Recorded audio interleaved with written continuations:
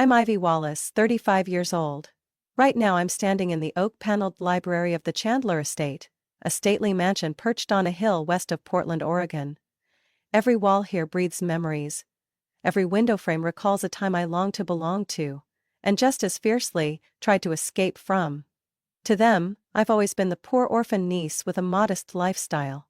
To me, they've always been the clearest definition of vanity, wrapped in silk and studded with diamonds. The Chandler family is well known throughout the Pacific Northwest for its long-standing real estate holdings, dating back to the 1930s. My great-grandfather, George Chandler, started with a small wooden home in Boise and built what would become Chandler Realty Group. When my grandmother Eleanor took over, then the only woman among a sea of gray-suited men, the company already owned nearly 40 residential and commercial properties across Oregon and Washington. But my father chose a different path. As Eleanor's youngest son, he left Portland after college and moved to Bend to open a small architecture office. There, he met my mother, a nature-loving elementary school teacher who preferred wildflowers over jewelry. When they got married, my grandmother didn't attend. Her reason? Someone who knows nothing about finance can't be a Chandler daughter-in-law. Still, they lived happily for 12 years in a modest wooden house, with a vegetable garden out back and creaky floorboards that echoed every time I ran through them. My parents weren't wealthy, but they gave me something no one in the Chandler family ever taught: independence. When I was 14, my mother used to say, "Money is a tool, not a goal. If you let it define your worth, you'll live in fear forever." I didn't understand then what she was preparing me for, but I do now. At 16, a weekend getaway ended with a call from the state police. My parents had died in a car crash on Highway 97. There were no survivors.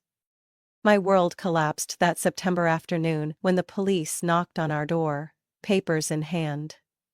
The person who signed to take me in was the very woman who once turned her back on her son for loving a schoolteacher without a pedigree.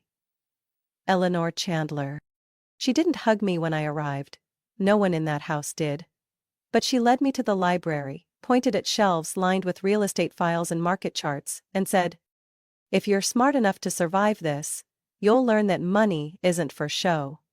It's for control." I didn't cry. I sat down, pulled out a leather notebook, and began writing down every term she mentioned: equity, amortization, cap rate. Over the next 3 years, while my cousins learned how to burn money on parties and sports cars, I learned to read balance sheets as if they were a second language. And I learned from the best. Every night, Eleanor sat for hours in her study, her brass desk lamp casting a soft yellow glow across the face that once commanded respect from an entire generation of real estate brokers. She never told me she loved me. But she taught me everything. How to spot an undervalued property. How to decode tax filings to uncover hidden potential. How to stay quiet at the right moment. And strike when your opponent lets their guard down. For those 3 years I became Eleanor's only student, and the last person she ever added to her will. But the Chandlers never forgave her for that. I know. Because after her death, I slipped right back into the same role in their eyes. A nameless girl, clinging to memories and their leftover pity. They started calling me Poor Ivy right after Grandma Eleanor passed, the same year I graduated from college. Of course, no one ever said it to my face, but I didn't need to hear it. One glance from them said it all. At every holiday dinner, I was the only one without a Gucci purse or Cartier bracelet. I sat at the far end of the table, listening to stories about yacht parties in Newport and winter homes in Jackson Hole, while all I had were night shifts at the investment bank and the small single-family homes I quietly bought, fixed up, and rented out. No one asked me what I did. No one really cared. I still remember Christmas when I was 27. The party was at Uncle Lawrence's lakefront estate. Eleanor's younger brother. The place was like a resort. Marble floors, Italian chandeliers, a fireplace bigger than my entire bedroom. I showed up in a camel wool coat, scuffed leather boots, and a $25 bottle of red from a local wine shop. Charlotte, Uncle's eldest daughter, spotted me the moment I stepped in. She wore a Roland Mouret red dress, and held her champagne like she was born doing it. "Oh, Ivy," Charlotte sang, dragging the last syllable like calling a pet. "Still in that little apartment in the Mission? I thought you'd have moved up by now. Seems a bit cramped for a grown woman, doesn't it?" I smiled without answering. To the Chandlers, success had to smell like expensive perfume and echo in the click of heels on stone tile. They had no idea that within 3 years of Grandma's passing, I had title to 4 duplexes, all under an LLC no one in the family recognized. W. Willow Properties. They had no idea I had a steady stream of income, enough that I never had to ask for anything. But that didn't matter. I didn't need them to know. I just needed them to not see I was preparing. Step by step. For the perfect reveal. At 30, something happened that shifted everything. The family held a strategic discussion, their name for the annual meeting, to decide who would handle what in the Chandler Realty empire. I arrived 10 minutes late, stuck in traffic from a remodel site in Northeast Portland. The long conference table was covered in zoning maps, profit charts, and glossy photos of luxury projects they were chasing. I slid into a seat near the end, met by cold, polite nods. Uncle Lawrence looked over his gold-rimmed glasses. "Ivy, do you have anything to present?" I laid a thin folder on the table. Inside were cash flow statements from 3 rentals, plus an investment plan in the Lentz neighborhood, an area quietly rising with infrastructure investment. Charlotte skimmed it and shrugged. "Still flipping those old houses? I figured you'd have moved on to upscale condos by now." I stayed silent. If there's one thing Eleanor taught me, it's this. The louder someone talks, the emptier they usually are. After the meeting, while they drank wine by the lake and took group photos, I stood alone by the lavender hedge. Ethan, Lawrence's son, newly appointed executive VP, came up beside me. "You should sell a few," he said, eyes on his phone. "The market's peaking. You're missing bigger plays holding on to those." I smiled. "Or maybe you should buy more. Before I pick up the rest of that zip code." He looked up, brow furrowed. "What?" "Nothing." I turned and walked away, leaving him pale among the lavender. For the next 3 years, I stayed quiet. No social media, no reunions, no galas. I lived in a rented second-floor unit near the elementary school where Mom once taught. But every month, W. Willow's balance grew.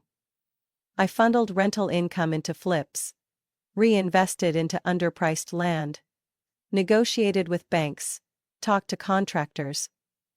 Most of all, I learned to thrive without anyone's approval.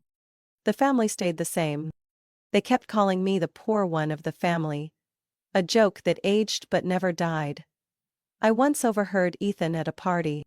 "We've got this cousin who lives like she's in a low-budget indie film, tiny place, beat-up car, still shows up to family stuff every year." They laughed, and I stayed quiet. When I got the email from Ethan titled "Family Meeting Agenda, March," a chill ran down my spine like a cold wind across my back. The meeting was set for Saturday at the Chandler Hillside Estate, a 3-story gray stone house perched atop Forest Park. It was also the place where I had lived with Grandma Eleanor during her final years. I knew that whenever the family chose to meet at the estate, it meant something big. And my instincts were never wrong. That morning, Portland was shrouded in thick fog like a velvet curtain. I drove my old Subaru up the hill, the tires softly crunching on the cobblestone path into the estate grounds. Over a dozen luxury cars were already parked: Range Rovers, Teslas, Audis, Mercedes. My car, as always, looked like a blot of ink on white paper. Charlotte answered the door. She wore a caramel-colored tweed suit, her hair tied neatly at the nape of her neck, and smiled as if I had interrupted her spa session. "I thought you weren't coming," she said, kissing my cheek and turning away without waiting for a response. The living room had been cleared. A long walnut conference table stood in the center, each seat marked with a name tag. I had been placed at the far end, right next to the glass doors overlooking the garden. Ethan sat to the right of Uncle Lawrence, now chairman of Chandler Realty Holdings. Ever since Grandma Eleanor passed, no one mentioned her. No flowers, no photos. Just papers, contracts, and profit charts. The meeting began with Uncle Lawrence's opening remarks. His voice was always low, smooth, and polished, like marble. As you all know, Chandler Realty is entering a strategic growth phase. After reviewing our entire property portfolio, we've identified one asset currently being underutilized: the Chandler Hillside Estate. My heart clenched. I had prepared for this, but hearing it out loud still made my throat tighten. We've been in talks with Arkland Development. They've expressed interest in turning this location into a luxury apartment complex with 22 units, an infinity pool, and a boutique retail plaza. Projected post-completion value could exceed $40 million. The room buzzed. Charlotte beamed like she had just gotten engaged. Brad, her youngest son, tapped his pen excitedly. "Wait," I said, rising to my feet, my hands trembling slightly despite my efforts to stay calm. "Selling the estate? That's not what Grandma Eleanor ever wanted." Ethan shook his head with a half-smile. "Ivy, she passed almost 8 years ago. Times have changed. This land is wasting its potential just sitting here." "This is a legacy," I said, locking eyes with Lawrence. "It's not just a property.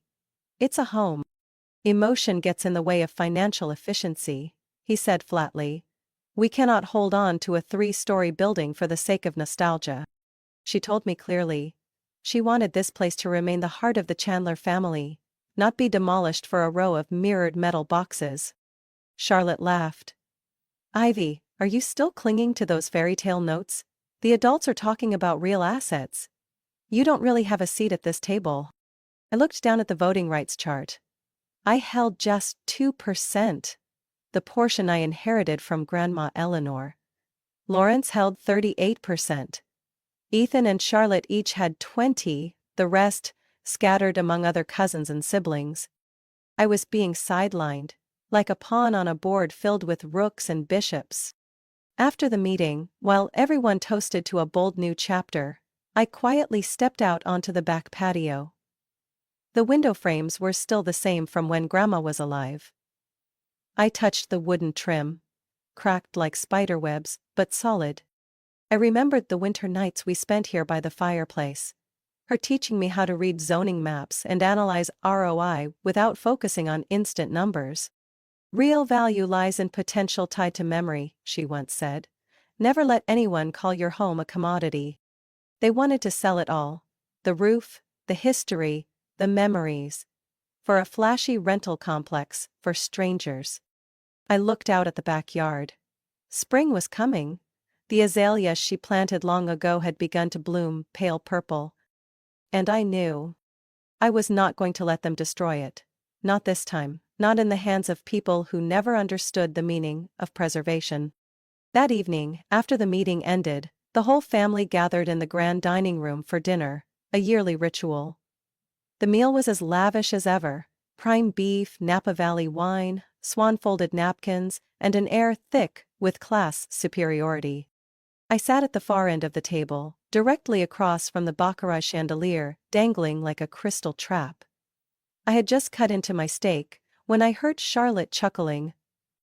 "Are you still driving that silver Toyota, Ivy?" I looked up, keeping my expression neutral. "Still runs fine," I said, intentionally leaving it at that. "Red," Charlotte's son, chimed in. "What year is that, 2010? You know you can lease a BMW for just over $600 a month, right?" Laughter rippled through the table. Ethan sipped his wine casually, eyes never leaving me. "I heard," Charlotte continued, her voice dropping like she was sharing a secret. "You're still living in River Point, right? That place just got reported for rats in the public dumpster area." I set down my knife and fork. "You know, I said calmly. Sometimes living simply saves a lot of trouble. Sure, Brad mumbled, as long as you don't mind neighbors throwing balcony parties with Walmart Bluetooth speakers. Ethan nodded and set down his glass, as if to shift the conversation. But instead of easing the tension, he poured gasoline on the fire. Speaking of which, the management company at the apartment complex we're renting just emailed about utility increases and some massive HVAC system overhaul. No notice. Just decided it. Charlotte rolled her eyes. Exactly. Every morning I'm woken up by the drilling at 6:30, and my unit is a premium one. Rent isn't cheap. Brad added. Actually, Dad had someone look into who owns that place now. Apparently it's some holding company based in Delaware. Name sounds like they pulled it from a Scrabble bag, Clearpoint, or Crossview or something. I kept my face still, but my hands clenched under the table. Seems like they're trying to stay anonymous, Ethan said with a hint of mockery. But it's no big deal. We've got friends on the city council. A little pressure can make the owner show their face. I looked at each of them one by one, feeling something inside me crack. They were plotting legal harassment, inserting people into inspection boards to force the anonymous owner to sell the building. What they didn't know was, I was the one they planned to pressure. Riverpoint Heights, the building where Brad, Charlotte and 2 other relatives rented penthouses, belonged to W. Willow Holdings, the company I founded 3 years ago. I'd bought it from a retiring developer, renovated it floor by floor, and increased its value by over 20% in 12 months. And naturally, everything was structured through 3 layers of anonymous entities. I smirked. So what kind of pressure are you thinking, Ethan? Anonymous complaints to zoning, fire safety inspections at 3 a.m.? Ethan glanced at me. What would you know about real estate? I set down my glass. I know that if someone understood the market, they wouldn't try to strong-arm a profitable asset just because they're annoyed by a power drill. Brad burst out laughing. You think you're qualified to talk about this? You don't even have a deed in your name. A cold cut. I said nothing more. But inside a decision was forming, sharp and clear as the chandelier light shining down on Brad's smug face. That night, I left dinner early, citing a headache from the weather. Truthfully, my mind was burning in a different way. Every nerve stretched tight like piano wire. I locked my room on the 2nd floor of the Chandler Hillside estate, opened my laptop, and started a video call with Raymond Clark, the personal attorney I had quietly worked with for the past 7 years. Raymond was the only person besides Mrs. Eleanor who knew exactly what I had done with my initial inheritance. "What's going on, Ivy?" Raymond asked, adjusting his glasses. Behind him was a wall of file shelves, and I knew at least 3 binders had my name on them. "We need to move into the final phase," I said firmly. "I want the full portfolio disclosed, and I want to activate the trust." Raymond nodded like he'd been expecting it. "I'll send the summary. But, are you sure? Once this goes public, there's no going back into the shadows." "I'm not going back," I replied, my eyes landing on the W. Willow Holdings icon at the top right corner of my screen. "I've had enough." By 2 a.m., the whole house was quiet. Everyone knocked out by too much wine and empty toast. I sat alone by the window, moonlight spilling across the documents Raymond had just sent me. A breakdown of my current assets. 14 residential properties in Portland, Seattle, and Eugene. 3 commercial buildings, including a fully leased medical center. 1 complex, Riverpoint Heights, where no fewer than 4 Chandler family members currently rent penthouses. Estimated total net worth, $78.5 million. All held through 4 subsidiaries, each legally owned by Chandler Legacy Holdings, a company I formed with no registered owner listed on public records. And now, I was preparing to transfer all of it into the Eleanor Foundation Trust, the charitable foundation I created to protect the true values of the Chandler legacy. Raymond had completed the filings, all I had to do was sign. The next morning, during the family meeting in the grand living room, Uncle Lawrence had just reintroduced the plan to sell the estate, when I stood quietly opened my document case and pulled out a single folder.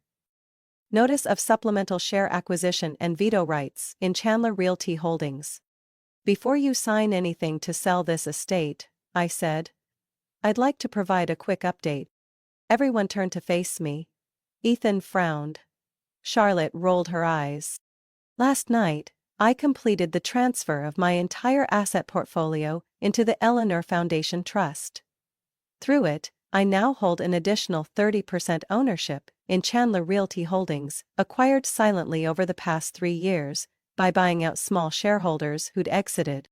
I walked to the center table and handed the file to Raymond, who had just entered from the side door, timed like a Hollywood cue. This brings my current total to 35% of voting power. Silence froze the entire room. Ethan's mouth dropped. Charlotte spilled her orange juice onto the carpet.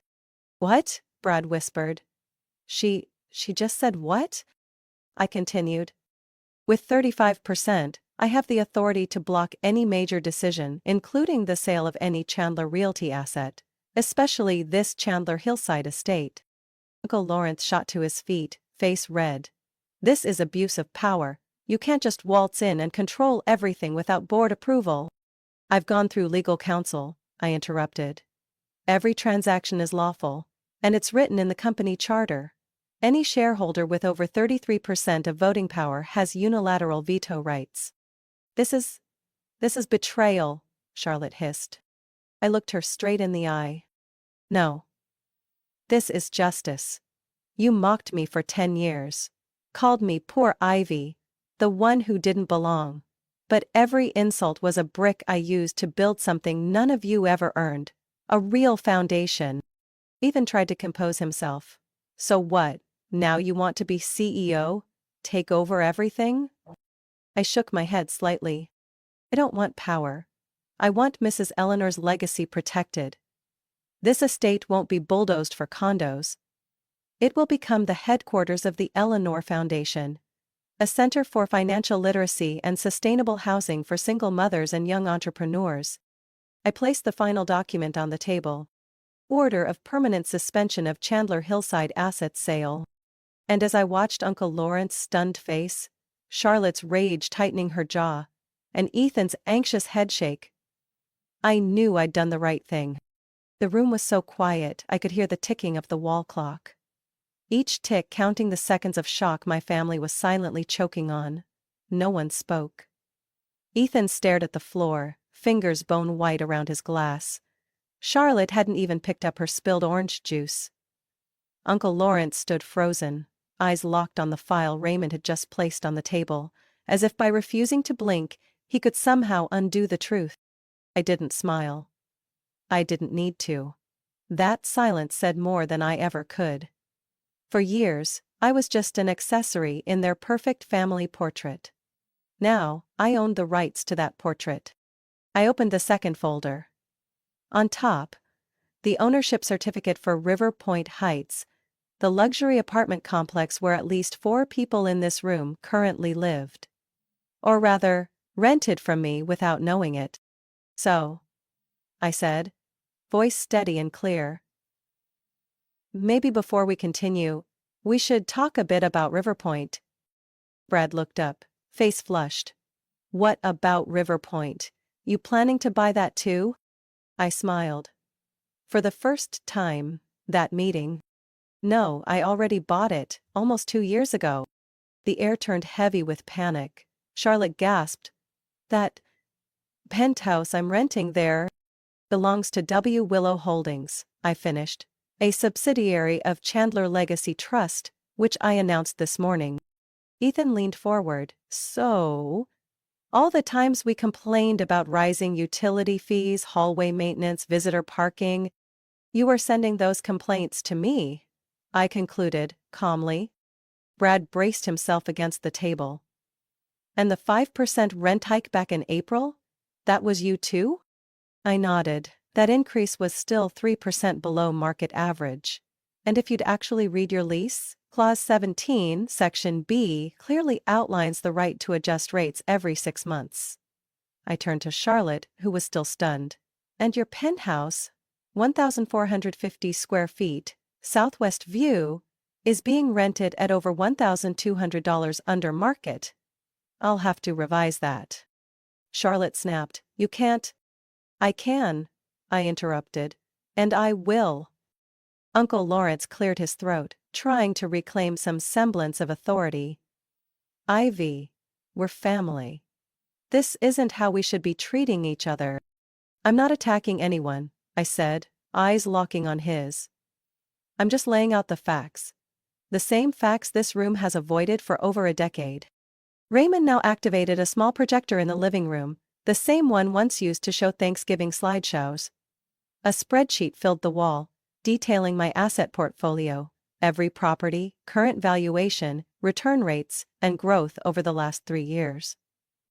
Charlotte stared at it and whispered, "How did you?" "Patience," I replied. "And not needing to flash luxury cars to prove I'm building something." Everyone stared at me like I'd drugged them into daylight after years in the shadows. I turned back to the main issue, Chandler Hillside. "Regarding the mansion," I said. "As a shareholder with 35% voting rights, I officially veto the sale. Furthermore, I propose converting the property into the headquarters of Eleanor Foundation, a nonprofit I've established to provide financial education, empower women's independence, and promote affordable housing in gentrifying areas." Ethan stood abruptly, voice sharp. "You're turning our legacy into a training center for strangers?" "No," I replied, holding his gaze. "I'm restoring the purpose Grandma Eleanor built this for, to create value, not to flaunt it." Brad scoffed. "Is this some kind of inspirational TED Talk?" I looked him straight in the eye. "No. It's a formal declaration of my position in this family. One you tried to erase for 15 years. And failed." Charlotte tried to rise, but her voice had lost all force. "You think this is over? You think money gets you obedience?" I exhaled slowly. "No, Charlotte. I don't want obedience. I want one thing clear. From now on, no decision involving the Chandler name moves forward without my consent." Raymond raised the stamped legal document. "Executed this morning at 8:15, legally binding, effective immediately." I stood there in that ornate room, once a symbol of hierarchy, sarcasm, and dinners where I was always placed closest to the door, and for the first time in my life, every eye was on me with caution. No more pity, no more ridicule. Only the quiet realization that I had become a force they could no longer ignore. And in that moment I heard Grandma Eleanor's voice in my mind. "Power isn't something you have to show off. It's when you walk into the room and people fall silent." Today, the room was silent. And I wasn't done speaking. The next morning, Chandler Hillside was no longer a place of smug glances or whispered mockery. No one dared call me poor Ivy anymore. At least, not out loud. The same people who used to laugh at my old car now avoided eye contact when passing me in the hallway. The air in that mansion had shifted. Not quite respectful but definitely cautious. And then, like a hastily written script after a power collapse, the shifts began. That afternoon Charlotte knocked on my door personally, holding a box of artisan chocolates and speaking in a voice so sweet it was barely recognizable. "Ivy, I reconsidered. You really surprised me. Maybe I was a bit harsh before. We should talk more, don't you think?" I took the box, nodded politely. "Thanks, but I'm off sugar. You should give them to Ethan. He could probably use a little sweetness right now." Charlotte flushed, forced a laugh, and retreated. 3 days later, Ethan invited me to lunch at an Italian restaurant downtown Portland. The same one that once refused my reservation when he submitted the guest list and forgot my name. "You know," he said, slicing into his lasagna and glancing up, "I think we could collaborate on a few big projects. I've got solid connections in the Pearl District. If you're looking into luxury condo investments, I can make introductions." I smiled, my voice remained calm. "I'm not looking for introductions. I'm looking for people of real value." Ethan's smile wilted. I left double the tip and stood up before dessert even hit the table. 2 weeks after that infamous meeting, I officially launched the Eleanor Foundation. Named after my grandmother. Just as I had promised myself. The Chandler Hillside mansion wasn't sold, and it wasn't turned into an empty monument to prestige. It became the headquarters for the foundation, hosting workshops on personal finance, investment guidance for single women, immigrants, and young people starting out with nothing. In the reading room where Grandma Eleanor once spent hours with me, now stood 3 desks and a large whiteboard. The kitchen was filled with the smell of hot chocolate and baked goods, replacing the cold silences that used to linger there. Some were surprised I didn't move into the mansion. I still lived in my rented second-floor walk-up in Rosewood. No elevator, overlooking golden maple trees in the fall. My car was still the Subaru Forester I changed the tires on myself last year. I still walked every morning. Still stopped by the same coffee shop where the owner remembered my almond milk ratio down to the spoon. I hadn't changed. The only difference was, they couldn't pretend not to see me anymore. Of all those who once looked down on me, only one came to see me without an agenda or an opportunistic gaze. Ava, my younger cousin by 6 years, the only one who once quietly slipped me a pair of dry shoes at that outdoor party when my feet were soaked. "I'm not surprised," Ava said when she visited the Eleanor Foundation on a rainy afternoon. "You've always been different. They just never let themselves see it." I invited her into Grandma's old office, still with the same leather chair and brass lamp. We sat down together, not as the poor girl and a Chandler descendant, but as 2 people who understood the weight of silence. "I want to help," Ava said. "Not because you have money, but because you have something this family lost." I nodded. "Then start with the library. I want to launch workshops on loan contracts and credit analysis." Ava smiled. "Leave it to me." I didn't forgive everything. I couldn't. Some scars don't fade just because money enters the picture. But I filtered. Those who returned with kindness, I welcomed. Those who returned just to sit closer to power, I kept at arm's length. My family had changed. Partly because they had to. Partly because for the first time they were seeing the person they'd tried to erase. I didn't need them to bow. I just needed them to remember. Everything they once took for granted could be taken back by the very person they had underestimated. I'm Ivy Wallace, 35 years old, a woman once labeled not one of us, who built an entirely new value system, not through noise, but through endurance. And this time, I'm not knocking on anyone's door, I'm the one holding the keys. Ivy Wallace's story is a powerful reminder that you don't have to be loud to make an impact. In real life, if you've ever been dismissed, judged by your appearance or background, remember this. True worth isn't measured by how others see you, but by how persistently you build your own path. No need for boasting. No need for instant validation. If you know you're headed in the right direction, the day will come when those who once looked down on you will have no choice but to step back and watch you rise. What do you think of Ivy's decision? Was she too strong, or was she simply claiming what she truly deserved? Share your thoughts below, and don't forget to follow the channel for more powerful stories about family and life.